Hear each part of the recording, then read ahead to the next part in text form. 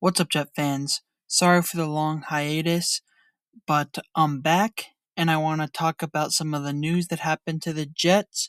And just to say, I don't think the math is mathing. I don't know what calculations Muji is doing, but on paper, it doesn't make any sense, right? The thing that inspired this video is the breaking news that we have traded away Jermaine Johnson to the Titans in a pure player for player swap. Muji has made 4 big-ish deal trades, I would say. Right, you have the two obvious ones, the Sauce Gardner and Quinnen Williams trade, but before that he traded away Michael Carter II, and now we just traded away Jermaine Johnson. And in this video, I want to kind of look at those trades, see what we got, and put them all together, and just see kind of what the math is, right? Because it's hard to make a player a number. That is extremely difficult. It's super subjective. Like how valuable is Quinnen Williams, right? So that's why you have winners and losers of trades that you can only tell who the winner and loser is in the future, because no one has a value for Quinnen Williams. No one has a value for Sauce Gardner. No one has values for picks. There's no hard number. But one of the ways to make it a harder number, I suppose, is to make the player their pick value, right? Sauce Gardner, he was pick number 4. Michael Carter II, he was a 5th round pick. Obviously, that isn't a perfect system, and it has super obvious flaws, like it doesn't calculate positional value, and it doesn't calculate busts or steals in the draft. Making every player their draft pick doesn't do any of that, and it doesn't calculate their contract as well. So it's very flawed, but it is a very easy way to see the value of every player. Super basic way. And if you just look at, like, you combine the 4 trades that we've made and you see what we sent away and what we got, it is a little weird. It doesn't make a whole lot of sense. Right? The number 3 overall pick and the number 4 overall pick, that should be able to get you a lot of draft capital. Especially considering Sauce Gardner and Quinnen Williams are stars, but once again, just keeping it the actual draft pick, keeping them only as the draft pick, we sent away the number 3 overall pick, the number 4 overall pick, a late 1st round pick, a 5th round pick, and a 7th round pick, and look at what we got in return.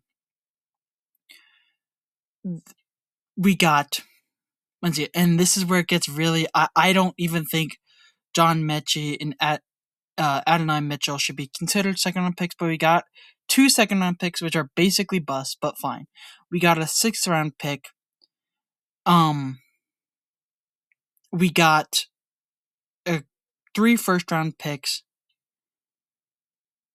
and another, Mozzie. So this is where the numbers get a little messed up with the draft pick. But I just think, looking at the screen, just take a second to look at the screen. The numbers don't really make that much sense. And a number 3 overall pick, once again, I would say, honestly, devaluating Quinnen Williams, just calling him the 3rd overall pick, but just assuming he's the 3rd overall pick. Teams have actually traded the 3rd overall pick away before. We traded for the 3rd overall pick for Sam Darnold. And this is what we had to send to trade up. So the Colts traded back 3 positions, right? Because we gave them the 6th overall pick, and we had to send away 3 2nd round picks and a 5th round pick, and that was for 1 3rd overall pick. Now, if you go back, that's Quinnen Williams. We didn't get that for Quinnen Williams. We got a 2027 1st round pick, a 2026 2nd round pick, and then a bench player. That's not right. That doesn't seem, why did we have to give up all of this to trade up for the 3rd overall pick? When we sent away the 3rd overall pick, we did not get that anywhere close to that, right? look at the Sam Darnold trade, and then look at the Quinnen Williams trade. We didn't get anything close to that.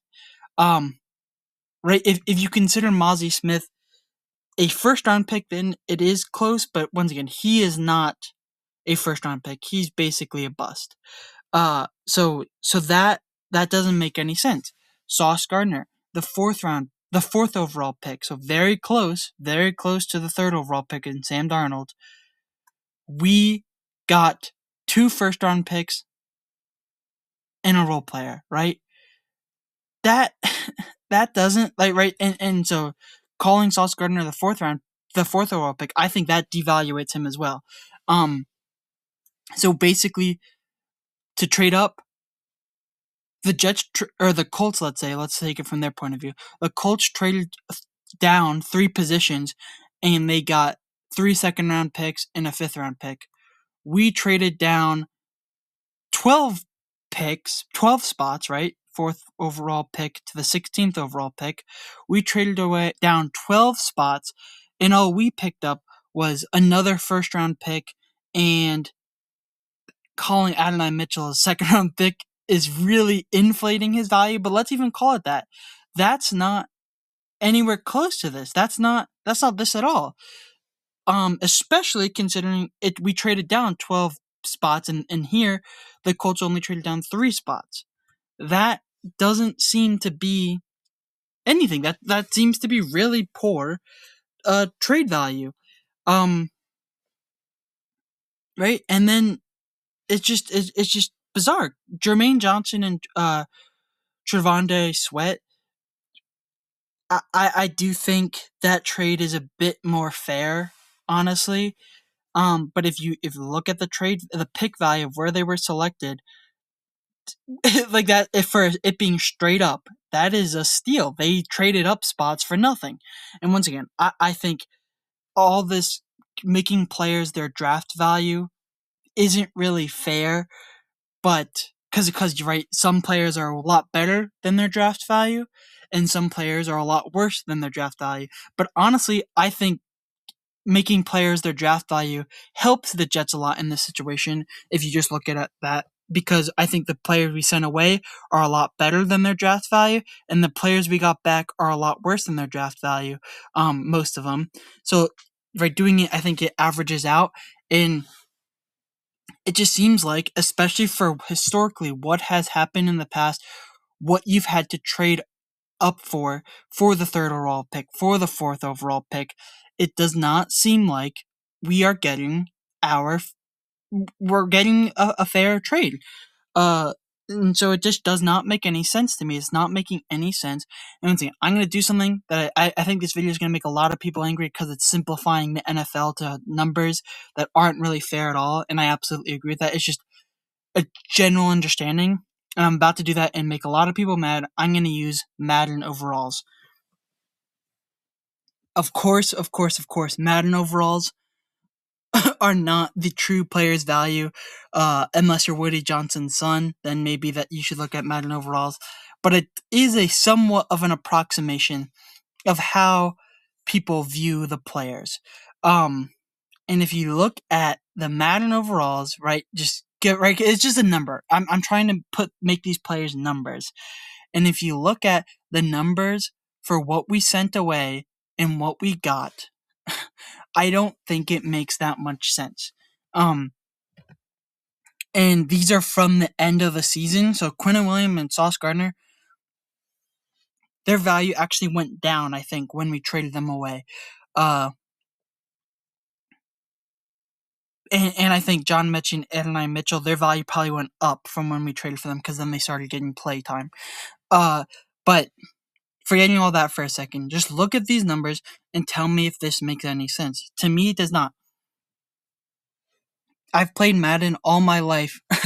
You're not going to be able to trade up you're not going to be able to trade and get a 90 overall player for, a couple of mid first round picks. The CPU wouldn't accept that. A player wouldn't accept that. Right. And once again, I know I'm talking about a video game, so please, it's just getting numbers on these players.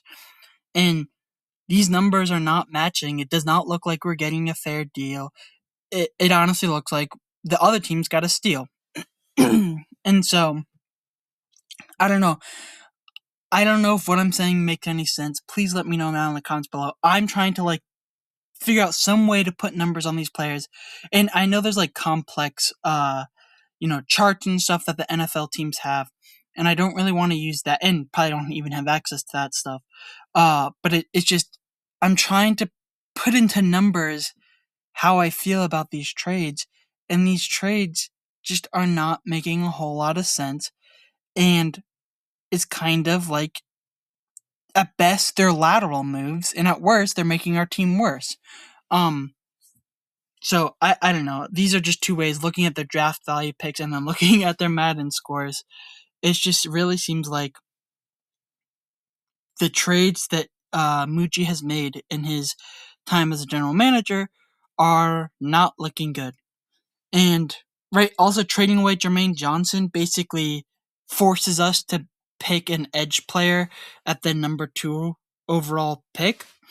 And I mean, I think we are probably already going to do that anyways, but it just seems bizarre. I was talking about the trades to people, and this is the logic, kind of. We traded away Quinnen Williams, a defensive tackle. We traded him away. So then we have to trade away our edge rusher to get a worse defensive tackle. So then we can also draft an edge rusher with the number 2 overall pick, which is not what Quinnen Williams was worth. I don't know if that makes sense. I'm rambling. I'm confused because I'm confused. That, to be honest, I'm confused on what the Jets are doing.